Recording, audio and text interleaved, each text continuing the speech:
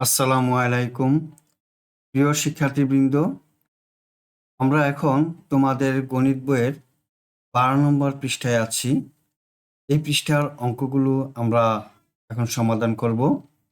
5 নম্বর প্রশ্নে দেওয়া আছে, নিচের বক্স তিনটি লক্ষ্য করি। ভাজ্য, ভাজক, ভাগফল ও ভাগশেষের মধ্যে কি কোনো সম্পর্ক খুঁজে পাওয়া যায়? দলে আলোচনা করি। 1 নম্বরে দেখি, 2412-কে 10 দিয়ে ভাগ করা হয়েছে, ভাগফল 241 এবং ভাগশেষ 2। এখানে দেখো 241-কে একটি আলাদা বক্সে রাখা হয়েছে এবং 2-কে আলাদা বক্সে রাখা হয়েছে। এখানে সহজ পদ্ধতিতে ভাগ করা দেখানো হয়েছে। 10 দিয়ে ভাগ করলে ভাগফল 241 হয়। একের পাশে একটি শূন্য, অর্থাৎ 2412 সংখ্যাগুলোর সর্বশেষ যে সংখ্যা থাকবে, অর্থাৎ এই 2 সংখ্যা, 2 হলো ভাগশেষ। এখানেও দেখো একের পাশে 2টি শূন্য, 100 দিয়ে ভাগ করা হয়েছে, তাই 3264 সংখ্যাটিতে এই 2টি শূন্যের জন্য সর্বশেষ 2টি সংখ্যাকে ভাগশেষ ধরা হয়েছে। এই যে এখানে দেখো 64 ভাগশেষ। 3 নম্বরে দেখো 63,973-কে 100 দিয়ে ভাগ করা হয়েছে। 100 সংখ্যাতে একের পাশে 2টি শূন্য, তাই 63,973 সংখ্যাটিতে সর্বশেষ 2টি সংখ্যা 73-কে ভাগশেষ ধরা হয়েছে। এই 1 নম্বর অঙ্কে যদি 100 দিয়ে ভাগ করা হতো, তাহলে ভাগশেষ হতো 2 এর পরিবর্তে 12, অর্থাৎ এই সর্বশেষ 2টি সংখ্যা ভাগশেষ হিসাবে আমরা দেখাতাম, আর ভাগফল দেখাতাম হলো 24। বন্ধুরা, আশা করি তোমরা বুঝতে পেরেছ। এখন ভাজ্য, ভাজক, ভাগফল ও ভাগশেষের মধ্যে কি কোনো সম্পর্ক আছে? আমরা এই সম্পর্ক আছে কিনা তা এখন দেখব। আমরা জানি ভাজ্য সমান ভাজক গুণন ভাগফল যোগ ভাগশেষ। 1 নম্বর প্রশ্নে দেখো, ভাজ্য হলো 2412। ভাজক কত? ভাজক হলো 10, আমরা এখানে 10 লিখি, গুণন ভাগফল 241, লিখলাম 241, যোগ ভাগশেষ কত? 2, লিখলাম 2। এখন সমাধানটি করি। 10 দিয়ে 241-কে গুণ করলে হয় 2410 যোগ 2 সমান 2410-এর সাথে 2 যোগ করি 2412। বন্ধুরা, আমি এখানে ভাজ্য বের করলাম 2412, এখানেও ভাজ্য 2412। এই ভাজ্য সংখ্যা 2412 সমান এই ভাজ্য সংখ্যা 2412। সুতরাং আমরা বলতে পারি ভাজ্য, ভাজক, ভাগফল ও ভাগশেষের মধ্যে সম্পর্ক আছে।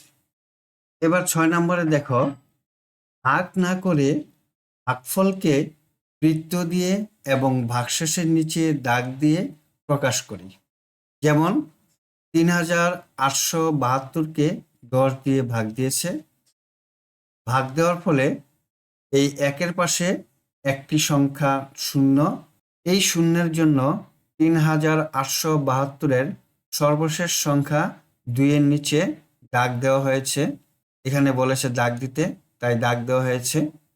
এবং এই 2 সংখ্যার পূর্ববর্তী 3টি সংখ্যাকে বৃত্ত দিয়ে গোল করা হয়েছে, যা আমরা ভাগফল হিসাবে নির্ণয় করেছি। এখন এই 1 নম্বর অঙ্কটি সমাধান করব। 92,605-কে 100 দিয়ে ভাগ দিব। 1 হলো শতক, একের পাশে 2টি শূন্য, তাই আমরা 05 এই 2টি সংখ্যার নিচে দাগ দিব। এই 05 হলো ভাগশেষ এবং 926-কে আমরা বৃত্তের মধ্যে রাখব। এই 926 হলো ভাগফল, 05 হলো ভাগশেষ। এখন 2 নম্বর অঙ্কটি আমরা করব। 67,680-কে 10 দিয়ে ভাগ দিব। একের পাশে একটি শূন্য, তাই ৬৭,৬৮০ সর্বশেষ সংখ্যা শূন্য, শূন্যর নিচে আমরা দাগ দিই।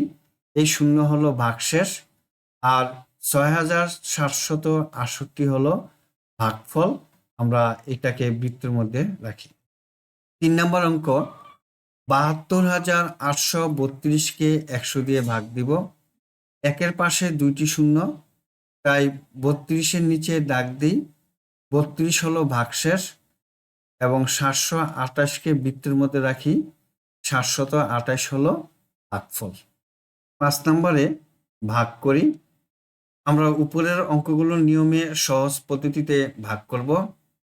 ৫৩৬কে ১০ দিয়ে ভাগ দিব। একের পাশে শূন্য হলো একটি। এখন ৫৩৬-এর সর্বশেষ সংখ্যা ৬, ৬-এর নিচে দাগ দিই। ৬ হলো ভাগশেষ, আর ৫৩কে আমরা বৃত্ত দিয়ে রাখি। এই ৫৩ হলো ভাগফল। আমরা লিখতে পারি ৬ হলো ভাগশেষ আর ৫৩ হলো ভাগফল। ২ নম্বরে দেখো, ১০ দিয়ে ৩৬০কে ভাগ দিই। একের পাশে শূন্য একটি, তাই এখানে শূন্য হলো ভাগশেষ আর ৩৬ হলো ভাগফল। আমরা লিখতে পারি ৩৬ ভাগফল। ৩ নম্বরে দেখো, ৪,৯৭০কে ১০০ দিয়ে ভাগ দিব। একের পাশে দুইটি শূন্য, তাই ৭০-এর নিচে দাগ দিই। ৭০ হলো ভাগশেষ আর ৪৯ হলো ভাগফল। ৪ নম্বরে ৬,৪০০কে ১০০ দিয়ে ভাগ দিব। এর পাশে দুইটি শূন্য, তাই ৬,৪০০-র এই দুইটি শূন্যর নিচে দাগ দিব। দুইটি শূন্য হলো ভাগশেষ এবং ৬৪কে বৃত্ত দিয়ে পূর্ণ করব। ৬৪ হলো ভাগফল। ৫ নম্বরে ৫৭,৫৬০কে ১০০ দিয়ে ভাগ দিব। একের পাশে দুইটি শূন্য, তাই ৬০-এর নিচে দাগ দিই। ৬০ হলো ভাগশেষ। ৫৭৫কে বৃত্ত দিয়ে পূর্ণ করি। ৫৭৫ হলো ভাগফল। ৬ নম্বর অঙ্ক, ৯২,৬০০কে ১০০ দিয়ে ভাগ দিব। একের পাশে দুইটি শূন্য, তাই এই দুইটি শূন্য নিচে দাগ দিই। দুইটি শূন্য হলো ভাগশেষ। ৯২৬কে আমরা বৃত্ত দিয়ে পূর্ণ করি। ৯২৬ হলো ভাগফল। আমরা ৩ নম্বর প্রশ্নের উত্তর লিখতে পারি ভাগফল ৪৯ এবং ভাগশেষ ৭০। এভাবে প্রতিটি প্রশ্নের উত্তর আমরা লিখতে পারি। আমরা ৬ নম্বর প্রশ্নের উত্তর লিখতে পারি উত্তর ভাগফল ৯২৬। ৭ নম্বর প্রশ্নে দেখো, একটি বিস্কুট কারখানায় ১৫০ জন কর্মচারী কাজ করেন। ১ বছরের ব্যবসায় তাদের ৪৬,৮০,০০০ টাকা লাভ হলো। কারখানার প্রতি মাসে কত টাকা লাভ হলো? ২ নম্বরে বলেছে ১ বছরের লাভের টাকাকে কর্মচারীদের মধ্যে সমানভাবে ভাগ করে দিলে প্রত্যেকে কত টাকা করে পাবে? এখন অঙ্কটি আমরা সমাধান করব। প্রথম প্রশ্ন হলো, কারখানার প্রতি মাসে কত টাকা লাভ হলো? আমরা জানি ১ বছর সমান ১২ মাস। তাহলে প্রতি মাসে অর্থাৎ প্রতি ১ মাসে কত টাকা লাভ হলো সেটা আমরা নির্ণয় করব। ১ বছর অর্থাৎ ১২ মাসে লাভ হলো ৪৬,৮০,০০০ টাকা। তাই ৪৬,৮০,০০০কে ১২ দিয়ে ভাগ দিলেই আমরা প্রতি মাসে কত লাভ হয় সেটা নির্ণয় করতে পারি। এখানে লেখা আছে, আমরা যদি ৪৬,৮০,০০০ টাকাকে ১২ দিয়ে ভাগ করি, তাহলে এখানে লিখি ৪৬,৮০,০০০ ভাগ ১২। আমরা প্রথমে ৪৬৮কে ১২ দিয়ে ভাগ দিই। ১২ দিয়ে ৪৬কে দিই ২ সংখ্যা, ৩ দিয়ে যায়, ৩ × ১২ = ৩৬, ০ ৪ থেকে ৩ বিয়োগ দিলে ১। এখন ৮ বসাই। ১০৮-এর মধ্যে ১২ ৯ বার যায়, ৯ × ১২ = ১০৮। তাহলে ভাগফল এখানে ৩৯। আমরা ৩৯ বসাই। এখন ৪টি শূন্য আছে, ৪টি শূন্য এখানে বসিয়ে দিই। তাহলে প্রতি মাসে লাভ হয় ৩,৯০,০০০ টাকা। এখন ২ নম্বর প্রশ্ন, ১ বছরের লাভের টাকাকে কর্মচারীদের মধ্যে সমানভাবে ভাগ করে দিলে প্রত্যেকে কত টাকা করে পাবেন? এই ৪৬,৮০,০০০ টাকাকে ১৫০ জন কর্মচারীদের মধ্যে ভাগ করে দেওয়া হবে। এখানে লেখা আছে, আমরা যদি ৪৬,৮০,০০০ টাকাকে ১৫০ দিয়ে ভাগ করি, তাহলে এখানে লিখি ৪৬,৮০,০০০ ভাগ ১৫০, ভাগফল হয় ৩১,২০০ টাকা। তাহলে প্রত্যেক কর্মচারী পাবেন ৩১,২০০ টাকা করে। বন্ধুরা, আশা করি আজকের অঙ্কগুলো তোমরা বুঝতে পেরেছ। আজ তাহলে এই পর্যন্তই, দেখা হবে পরবর্তী ভিডিওতে। আল্লাহ হাফেজ। আসসালামু আলাইকুম আ রহমাতুল্লাহ।